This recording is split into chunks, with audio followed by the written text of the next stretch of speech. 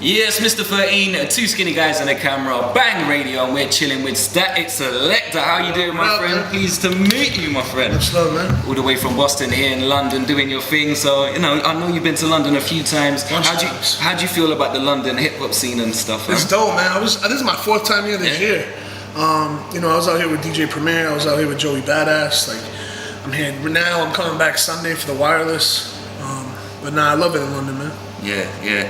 And now you're the type of DJ that likes to have like young talent coming through and really likes to push that sort of that sound. Do you feel like there's that vibe in London? There's some MCs that can really make it? Definitely. I mean, I'm not up on it like that, but everywhere I go, I see a lot of hungry cats they're into the boom bap shit, so it's dope. Without a doubt. Alright, let's talk about that brand new album you got out there. Really loving it at the moment. Obviously, a lot of other albums were talked about on that release date, but you know, I really respect you putting it out there on that day. And there's a lot of hip hop lovers that, you know, would put that way above anything that was released on that day. You know, obviously, I don't want to get you into those sort of arguments. No, I mean, I'm with it, man. I love the hype. Yeah, talk a little bit about the feedback's new been amazing, man. stuff. Just to be in the conversation with, you know, J. Cole, Kanye, and Mac Miller, and everybody, it's amazing, man. Yeah. It's a good month. Not even just that day. The week before, Action Bronson and Prodigy both dropped albums as well. So. Right, I see an interview where you said it's like a calling card when you do an album. Yeah, just to it's show like my people business what you card. do. Yeah. So what exactly, you know, if people haven't heard the album, what is it that you do? Like, if you could sum it up. I mean, the music I make is very like reminiscent of like the 90s, like Gangstar, Pete Rock, but I mean, it's definitely updated. I don't think it sounds, you know, dated. It sounds big, like this is still big records, you know? Definitely. So I try to take elements of the new and the old. Definitely. I mean, I heard you talk about the Yeezus album as well, and a lot of the words that you said really ring with me as well. I found, like, word for word, some of the stuff you were saying was just so on point. I'm not even mad at Kanye. It's just that, like, he has the capabilities of making like the best albums ever. Exactly. Yeah. And he just didn't do it for me. But I mean, going back and listening to some of the songs, they're cool, but they're not hip hop records. Like there's a couple. Like I really like Bound to, and I like Big Two. Yeah. I like Blood on the Leaves, but it ain't really. It's like kind of a crossover record. But exactly. I wanted to hear more. No, definitely. I fully hear what you're saying, and there was something that you said that really I wanted to touch on. You said, like, do you feel like the big artists in hip hop, they kind of have a responsibility with, you know, to represent hip hop? It's not even the big artists. Like, I don't expect Lil Wayne to save hip hop. You know what I mean? Like, but I expect someone like Kanye to keep what he like.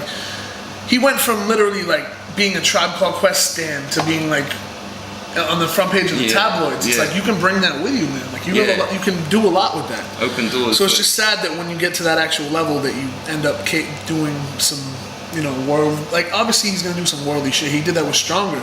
He did that with Mad Records. Right. Like The Good Life, that record crossed over everywhere, but it's still a hip hop. Still a good record. Yeah.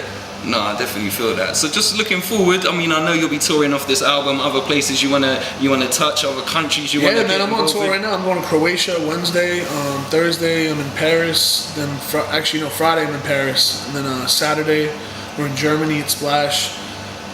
Sunday we're back here at the Wireless. Then we go on the U.S. tour the 17th with Wiz Khalifa, ASAP, Joey Badass. It's gonna be dope.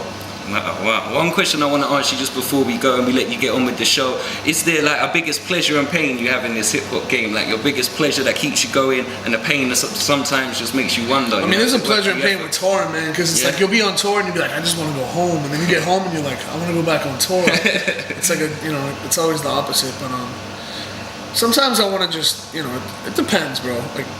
I think with the extended play, like the day my album came out was one of the best days of my life. Yeah. It was amazing. We did SOBs the same day. I had Bun B, Black Dot, Buckshot came out, 9, Flatbush Zombies, Joey Badass, Sean Price. It was crazy. Amazing. So nights like that, the fans would just create, like, the energy around this project's amazing. So I'm excited right now for what I'm gonna do next, but I'm gonna stay on the road for a minute. All right. As far as like artists you want to work with, is there anyone you'll be like targeting, or are you going to keep it within your circle? Because you got a lot of good MCs around you. Yeah, I got Action, Joey, my show off team. I've been working with let me think. I got some shit with Scarface. Hopefully that'll come out soon. Nice. I've been working with Raekwon. Me and Black Thought are doing more. Dice Raw. Depends. We'll see. Wow. But Jay-Z's on the list, man. I want to work with Jay. That would be crazy. Just your thoughts on his album quickly. Yeah, it grew on me a little bit when I first heard it. I didn't want to say anything because I knew that it's a Jay-Z album. It's gonna grow on you. But I still wish there was like more New York records, like more New York sounding records, because there's like. It's different with Jay, because there's some hip hop ass records on there. Definitely. But I don't know, some of it's a little bit too.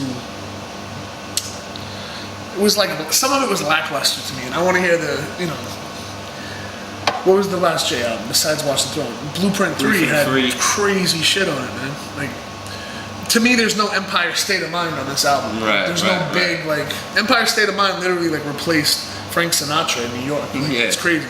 No, that's a true point. And it was a boom bap record, like that. So that's where I get heated when people are like, "Oh, that's that boom bap underground shit." It's like, what are you talking about? Empire State of Mind is Jay-Z's biggest record in his whole career, and it's fucking the dude from London, right? That made the beat. Yeah. So that's crazy. That's a great point.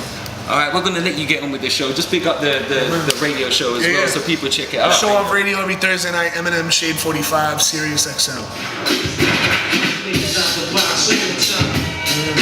Statik Selektah, aka the East Coast Boom Bap Ambassador, showing off on the ones and twos. Show off radio.